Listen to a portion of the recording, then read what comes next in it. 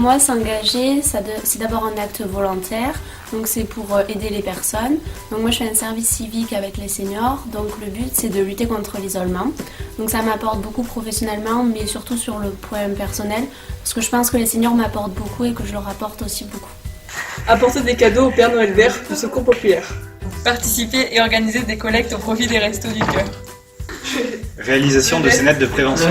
Je suis un service civique pour l'accompagnement scolaire dans les écoles. Ce que ce service civique m'apporte, il m'apporte en autonomie et m'apporte aussi en maturité. Je suis entrée au centre socio-culturel d'Itrac en septembre 2017 en service civique sur une durée de 10 mois afin de réaliser des missions en rapport avec le centre.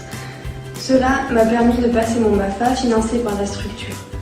Le service civique a été également bénéfique pour mon orientation professionnelle car par la suite, la structure m'a proposé une formation afin d'être agent d'accueil. Aujourd'hui, je suis en CDD, une partie est consacrée à l'animation et une autre en tant qu'agent d'accueil. En 2013, j'ai effectué un service civique au centre socioculturel à la Croisée des Autres.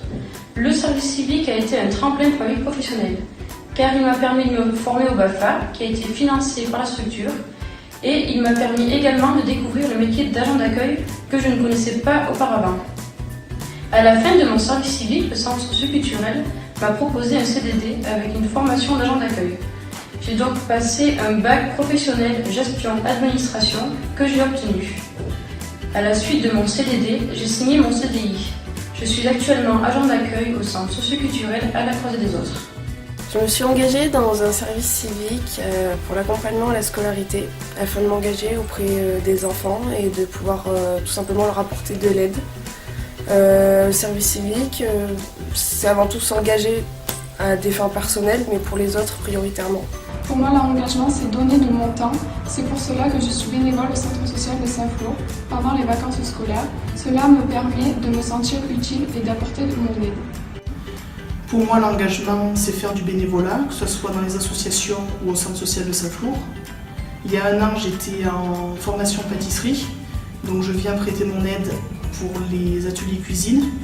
Et ça me fait plaisir de partager toutes mes connaissances avec les différentes générations de Saint-Flour.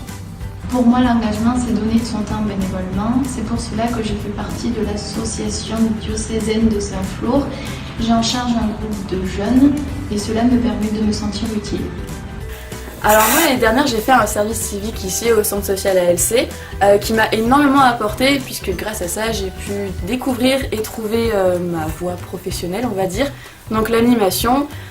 Suite à mon service civique, je me suis engagée dans un BPGEPS, loisirs tout public. Donc c'est une formation qui va me permettre de me professionnaliser dans l'animation. Je vais pouvoir en connaître plus dans ce domaine-là et apprendre encore plein d'autres choses. Pourquoi est-ce que vous venez au 10 heures de l'engagement? Pour inciter les jeunes à être utiles. S'informer sur d'autres façons de s'engager. Défendre les couleurs des associations. S'amuser entre jeunes. Pour montrer ce qu'on sait faire. Faire connaître son engagement. Rencontrer d'autres personnes. Salut, moi et mes deux amis, on a fait venir David Vincent au centre Elitas.